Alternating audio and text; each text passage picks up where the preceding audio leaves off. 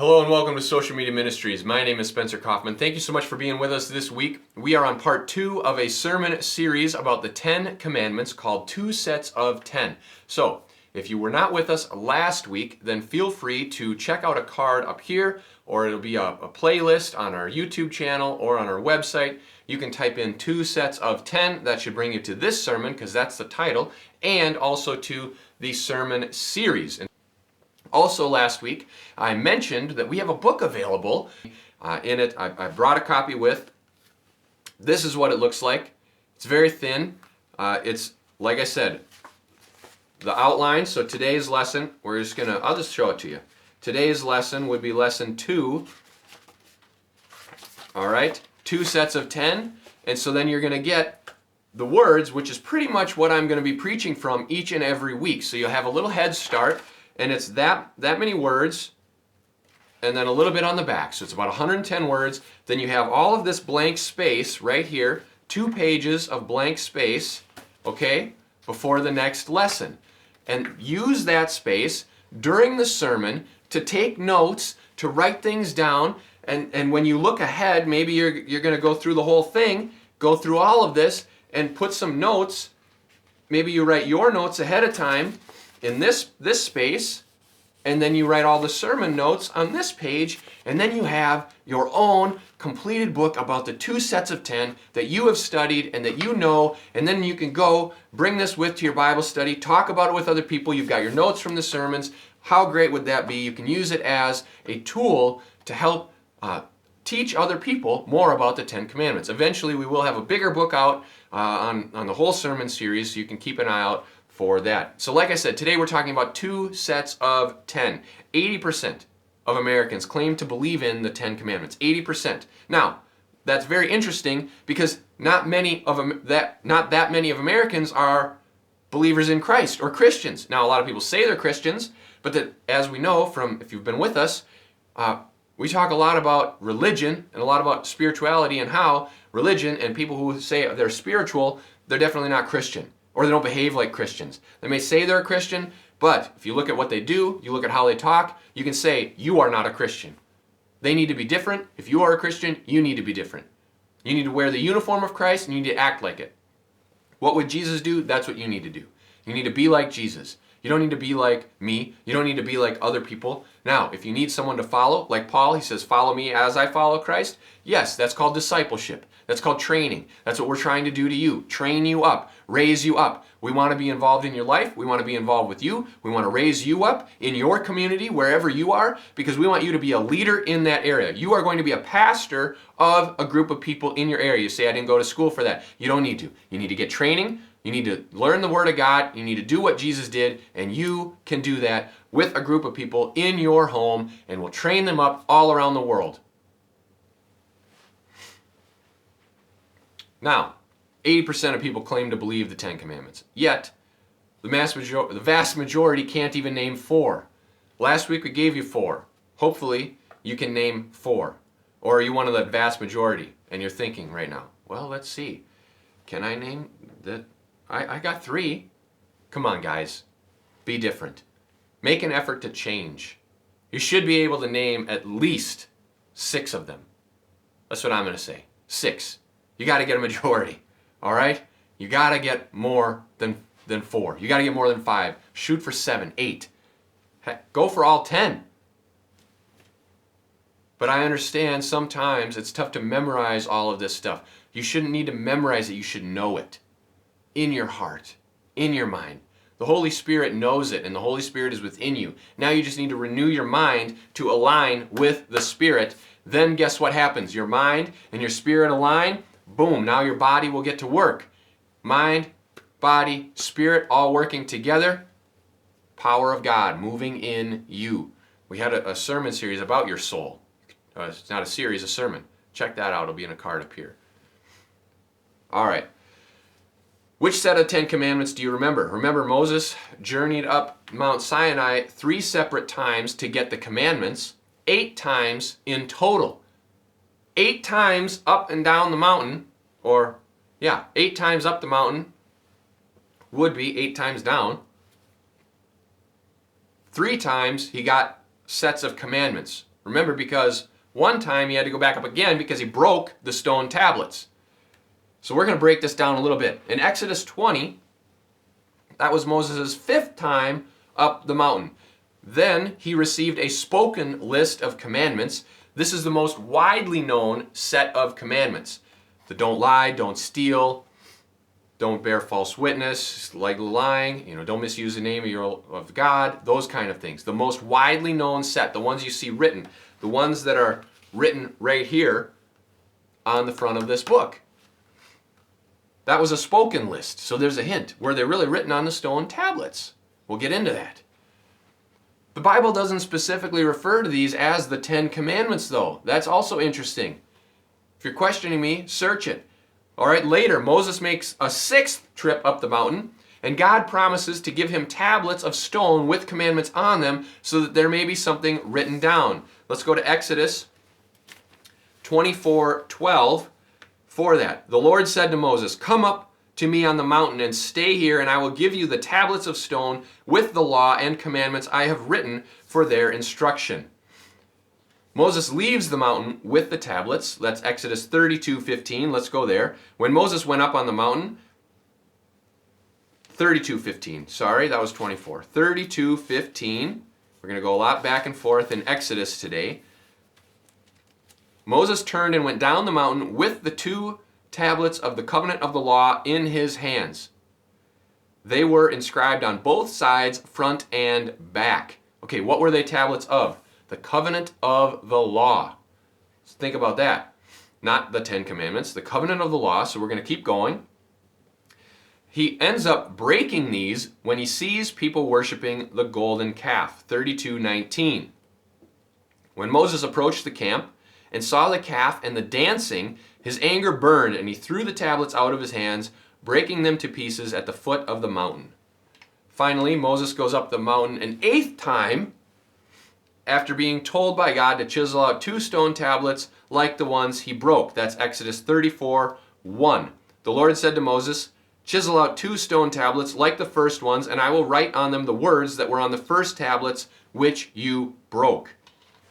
Then he receives the list of the commandments identical to those that were on the first set, and God calls them the 10 Commandments. That's Exodus 34:28. So let's go there. Exodus 34:28 says, "Moses was there with the Lord 40 days and 40 nights without eating bread or drinking water, and he wrote on the tablets the words of the covenant, the 10 Commandments." That is really the only time that term is used in the Bible, is the 10 Commandments. Now, we could dive into that a little bit more, and I encourage you to do so in terms of like Hebrew studies or the Greek Septuagint, which was the translation into the Greek. You can dive into some of that and find out what that meant. The tablets of the covenant, the 10 Commandments, was that originally in the Hebrew? That's a challenge for you. Study it out. Learn it. We're going to break down a little bit more of this. I mentioned that Moses journeyed up and down the mountain 8 times. And see, a lot of people, they don't even know that. And they say, where is all of that? Well, because I made the claim, I'm going to back it up a little bit with Scripture. So we're going to dive into each one of these verses 8 times. I'm going to give you the references. Then, for your homework, I know homework. This is a series, though. This is like a seminar, a conference, 14 parts. Homework is number 1, to keep coming back. Number 2, this week, you need to dive into each of these. Read them. Basically, it's from Exodus chapter 19 all the way to 34. I know that's a lot of reading, but guess what? 19, 20, 21, 22, 23, 24, 25, 26, you get the idea. It's a lot more than 7, but if you read 2 chapters a day, which isn't much, 1 in the morning, 1 at the night, you will have them done by next week. Read through these guys. It'll be worth your time. You say, I already have a Bible reading plan. Add this to it. Is too much Bible a problem? You're going to refuse it? Come on. So, 2 sets of 10. Moses went up and down the mountain 8 times. He got different sets of commandments. Some were spoken, some were on the stone. Moses broke a set, had to go back up again. So one time was his own fault because he broke the thing. But God also sent him down the mountain. He said, the people are rebelling against me. You better go down there. So It's the people's fault. Let's dive into each of these. I'm going to read you a couple verses. Exodus 19, 2 to 7. Exodus 19, 2 to 7. After they set out from Rephidim, they entered the desert of Sinai, and Israel camped there in the desert in front of the mountain. Then Moses went up to God, and the Lord called to him from the mountain and said, "This is what you are to say to the descendants of Jacob, and what you are to tell the people of Israel." All right? That's his first journey up the mountain. Goes out through verse 7. Then let's go to Exodus 19:8. Exodus 19:8. The people all responded together, "We will do everything the Lord has said." So Moses brought their answer back to the Lord. That's another time up the mountain. That's number 2. All right, Exodus 19:10. And the Lord said to Moses, "Go to the people and consecrate them today. Have them wash their clothes." And then continues on in 11. That's number 3. Because he's up there, he's going to the people. So he's up and back and forth. You see, what happened in this story is the people camped at the foot of the mountain and then part way up the mountain. And then Moses went alone the rest of the way up the mountain. And he had to go back and forth sometimes for 40 days up there with God. And the people, oftentimes, if you read this, it's kind of a humorous section of the Bible, because I really love the parts when they say, "As for this fellow Moses, we don't know what happened to him." And I don't know why I like it so much, just because as for this fellow Moses, Anyway, read through this.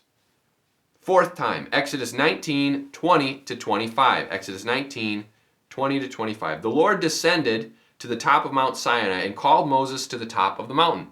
So Moses went up. The Lord said to him, "Go down and warn the people, so they do not force their way through to see the Lord, and many of them perish." All right, and then it keeps going on how Moses went down to the people and told them that. Next one, Exodus 20:21. Exodus 20:21. The people remained at a distance while Moses approached the thick darkness where God was. That's number 5. Number 6, Exodus 24:1. So let's go there. Exodus 24:1.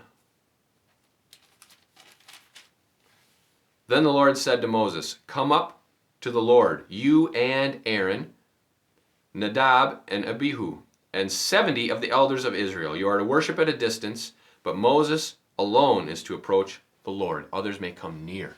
So Moses was the only one who could approach the Lord. But there he went up another time. Number 7, Exodus 32:32. So we'll skip ahead several chapters. Why? Because during that time, Moses was receiving detailed instructions on how to build the temple, the tabernacle, all of that. So Exodus 32:32. Let's go there.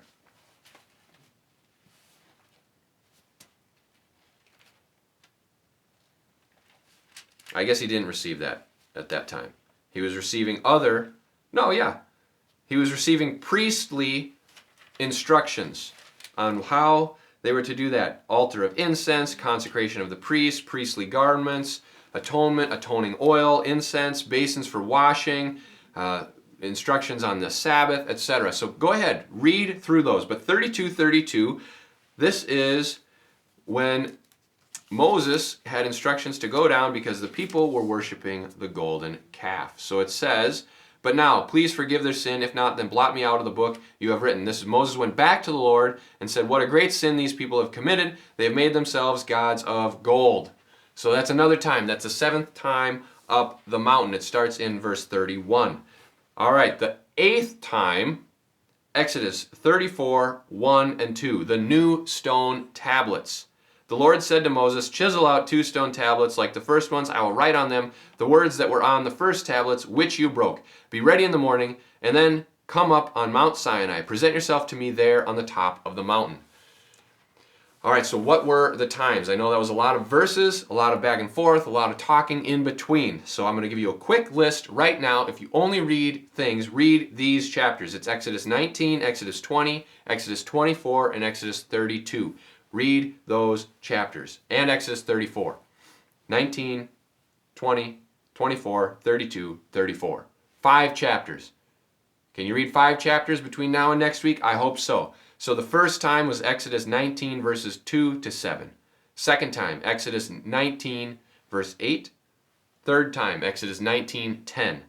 Fourth time, Exodus 19, 20 to 25. Fifth time, Exodus 20, 21. Sixth time, Exodus 24, 1. Seventh time, Exodus 32, 31. Eighth time, Exodus 34, 1 and 2. That was a lot of work.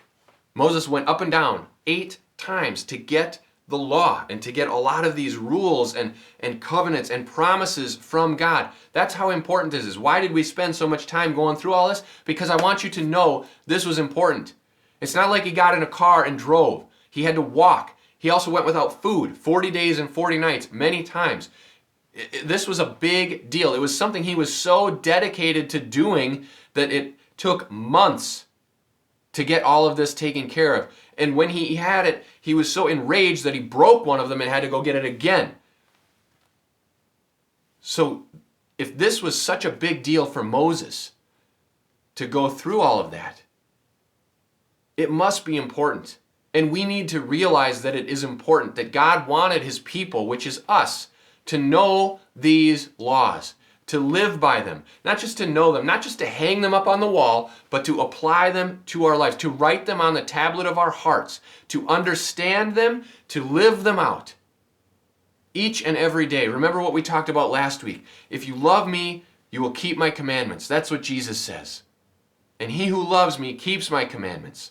And the love of the Father is in them, and they will reveal themselves to us. Keep the commandments of God.